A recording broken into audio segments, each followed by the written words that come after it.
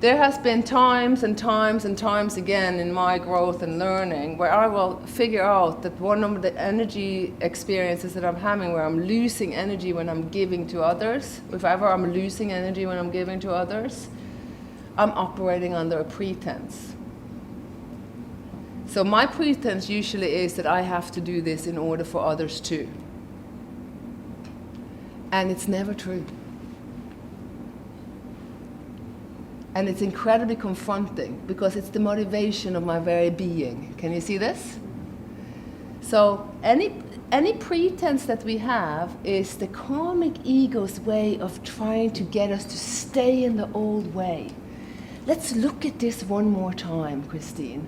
Are you sure that you are, loving yourself now? What about this part of you that is really not worthwhile over here? You didn't do such a good job there, or you're not really that lovable because look at the partners that you're having, and you're not really happy in relationships, so you're pretty dysfunctional with this, that, and the other, or you're not having good orgasms, so da da da da da da da da da da da da da da da da da.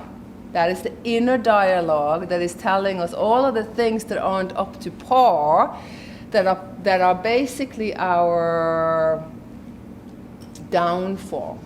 But it is food for the karmic ego.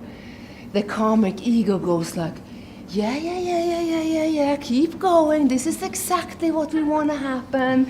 Get in there, get juicy with it, chew it up, kind of thing, yeah? That's the karmic ego. And it requires quite a bit of awareness, actually. Wake-up calls to see through the old way into reality. So part of the key to silencing pretender voices is to call them and say, no, that's not true. That's just my habitual way of evaluating myself. I've done that my whole lifetime. And does it ever lead me anywhere good? No. It only leads me into feeling kind of like unfit for the task and burdened by life and unsuccessful and insecure and all of these things. And the karmic ego always leads us there. The karmic ego always waits until tomorrow to take the opportunities today. Opportunity come your way, Dharma opportunity. Do you want to take it or not? Choose, yes, no. No, I don't really know for sure. Let's stop life a little bit and sit and think about it. Because, my thinking, after all, is very karmic, but I've done this for hundreds of years already, so I'm going to have to think about it. Opportunities goes by, and that's it. Now, we can only experience the same cycle that karma gave us. So if you are in an experience in your life where you feel you did something to change a pattern, but then you are back at the same place again, mysteriously. In the shitter, feeling horrible, insecure, or whatever it is, yeah? That means that the pattern didn't change. So in Dharma, you just go, all right, okay, what's next? I'm going to engage again. I'm going to find my way. I know that the way was not that way. Must be another way. It's not usually going to come from what you know already. That's the other thing with Dharma patterns. Solutions doesn't usually come from what we know already. It comes through spontaneity, exhibitionism, and voyeurism. It comes through taking charge of our sexual energy and know that we are interconnected with creation and finding a way to be natural and be spontaneous, dare to step out of the known. Dharma happens in the unknown. Yeah? All right.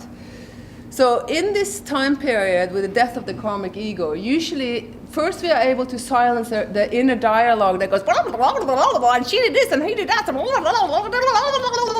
that kind of thing. We are able to silence that, and then what we have to start hunting for is what we call the forgetter. Because the second level of the pretender reality and the karmic ego is the one that just forgets. I forgot to do my sacred platform this morning. I just forgot. I mean, I was really intentional and wanted to do this discipline. And I just forgot about it. Wow. Funny how that happens. That is also the karmic ego. The karmic ego forgets to do all of the things that you know are really good for you, but that you may have a little bit resistance with, or that may require some extra energy, that may take you out of the beaten path onto a pioneer journey within yourself. All of those energetics, who forgets is the karmic ego. So for you to invest energy into any kind of discipline is going to win over your karmic ego. If anyone, how many of you are doing a discipline regularly? Great. So if you do discipline, it doesn't matter what you do. It just matters, actually. I mean, it's great if you can do something that also increases your energy, that also makes you happy, that also makes you really feeling good and all of that. Of course, because you are seeking self-worth and loving yourself. But really, when we come down to it, what matters is that the karmic ego dies, that you win. That you can do something that you actually just say, I'm going to do this. Your word gets reinstated as integrous with yourself. When that happens, the karmic ego dies. Does that make sense? And every time you've done that, you have brought death to the karmic ego.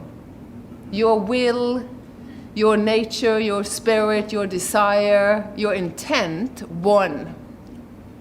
And the old way and the itty-bitty shitty committee, so to speak, lost. Yeah? All right. Any questions so far? Does it make sense? Yeah. So I got two questions. One is, so each of these steps is not a clear beginning and total finish. Correct. Good. All these steps are present, available all the time. Correct. The next step starts getting stronger. Correct. And you stuff up in shit, I think was your term. Not a very good term. Yeah, so that's a very good point, David. Basically, in many ways, all the steps are present at the same time. And you can find yourself that if you take one step in bringing death to the karmic ego, all of a sudden you can be more in your commander, which is the next step. The birth of the Dharma ego is our commander. It's the one that says, I'm in charge, and I have gained the right to be in charge, and I have the strength to be in charge, and this is where I'm going. And nothing can stop me. I am taking my ship back to the mothership. I am uniting with the everything because I'm a cell within great spirit. I am totally connected. And all of us have experienced that when we can silence the pretender voices and bring death to the karmic ego, this whole other dimension opens up in our psyche. Are you familiar with that? Yeah. But it comes to a certain point very often after step number 6 or step number 5, where you have to actually, you can't be having the karmic ego making any decisions any longer.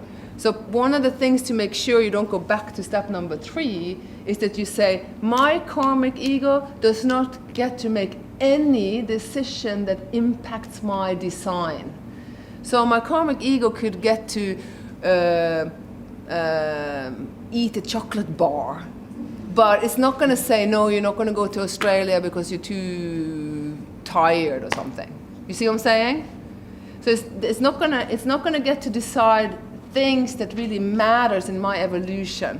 The karmic ego gets demoted, and it gets to kind of play off in certain spaces and arenas that really doesn't make a huge impact on your character. We have something that we call the basic self in the psyche of our being. The basic self will always choose the least pain or the most pleasure. It's a very basic kind of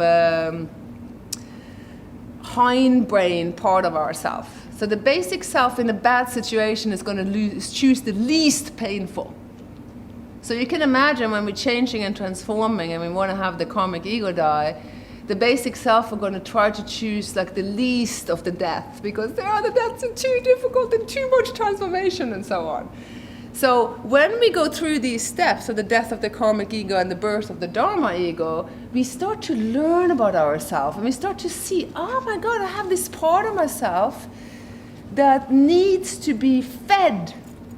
So our teacher always says, he always feeds his basic self with, if you do this, you're going to get to see a movie tonight. Or if you do this, then we're going to get to do this. Or if we do this, if you do the discipline today, then I'm going to get to do this. And so you have to learn about yourself. What is it that actually motivates and inspires you, so that this basic self that tends to only choose what is instantaneously gratifying as pleasure, it doesn't have a long-term view or anything like that, and it's going to choose instantaneously the least pain, how could you get around that part of yourself and say, all right, I'm going to get you on board, we're going to become buddies, and I'm going to promise myself that I'm going to get to have this and this if I go here.